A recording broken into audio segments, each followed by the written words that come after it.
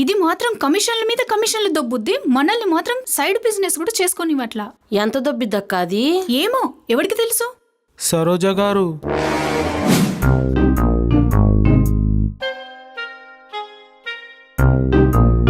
ఏరా స్టూడెంట్, మిగతా 4000 కూడా రెడీ చేసుకున్నావా? కాంతా మేడం ఉన్నారా? ఏరా, డబ్బుల గురించి దాంతోనే మాట్లాడతావా, మాతో మాట్లాడవా? అది కాంతా గారిని పిలవండి ప్లీజ్. మీ కాంత లోపల వేరే వాడితో కుచు హోతా హై. అవునా, సరే నేను తర్వాత వస్తాను. రేయ్. మర్యాదగా చెప్పు, ఏం మాట్లాడదామని వచ్చావు దాంతో? ప్లీజ్ అండి, నన్ను వదిలేయండి ప్లీజ్. రత్తమ్మా, ఓయ్ వీడికి ఆ ఫోటో చూపించవే.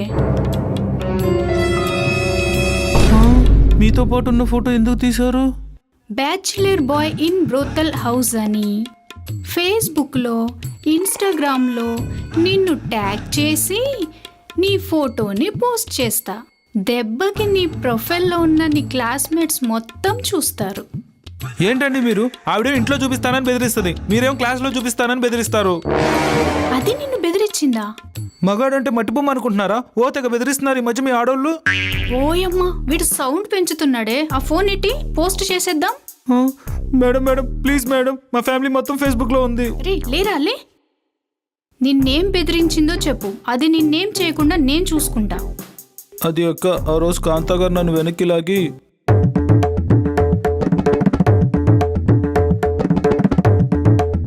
అందరి దగ్గర 10,000 తీసుకుంటుంది, మీకేమో 5,000 అని చెప్తుంది. ఇంతే నాకు తెలుసు అక్క, నన్ను వదిలేండి అక్క, నేను వెళ్ళిపోతాను.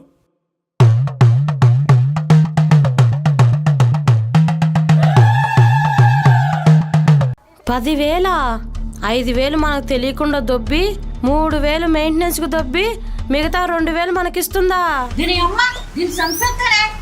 ఓ రత్తమ్మో, ఈ వయసులో ఆవేశపడి ఆయాసం తెచ్చుకుంటావా ఏంది? ఏం చేద్దాం దాన్ని?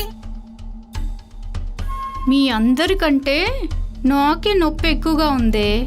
నలిగింది నేనేస్తా దానికి స్కెచ్. ఇవాల్టి నుంచి కొంపలో ఆపరేషన్ కాంతం మొదలు.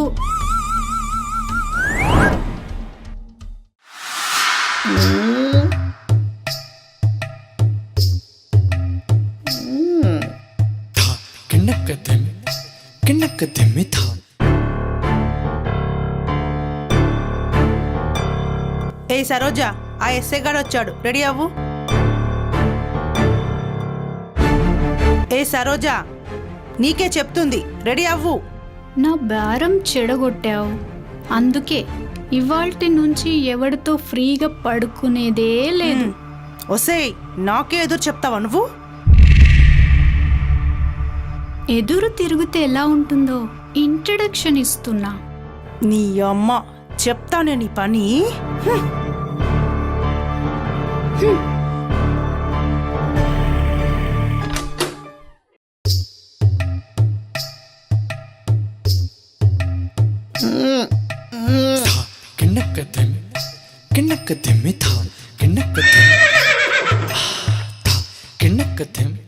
నేను రెడీ అవ్వమని చెప్పలేదే, రెడీ అయి కూర్చుందేంటి?